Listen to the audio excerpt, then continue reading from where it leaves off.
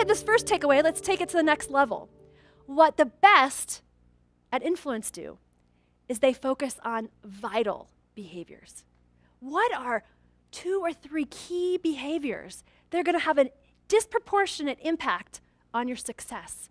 What's going to have the most leverage to get what you want to achieve accomplished?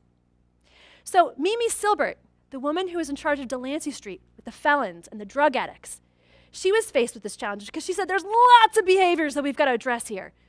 But she knew that if she addressed 20 behaviors, as soon as someone walked in the door, she would have no impact. Her strategy would be diluted and lost. So she said there was, something that most felons struggled with when they came in the door, and that was the code of the street. When they came in, there was 2 rules of the street, and that was you look out just for yourself and you don't rat on anybody.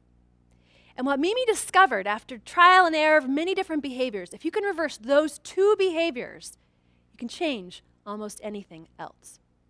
And so when anyone comes into her community, she immediately makes them responsible for someone else's success.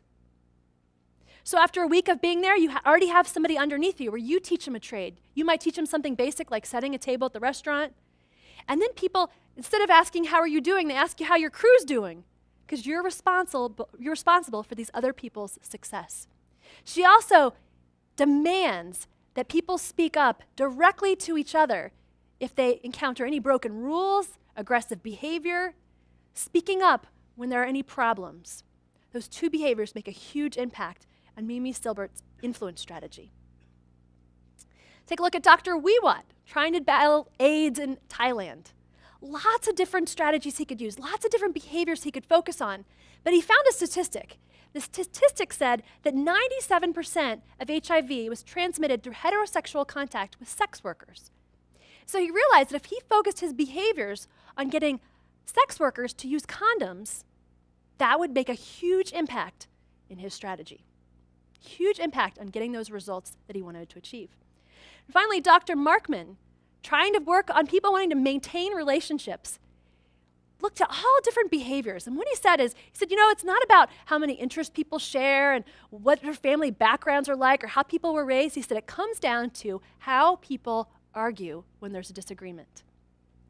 And if people start that conversation with disrespect and cutting remarks and not listening to one another, withdrawing, the outlook looks grim. But if they can start a conversation with mutual purpose, try to show respect in how they communicate, that shows a promising future.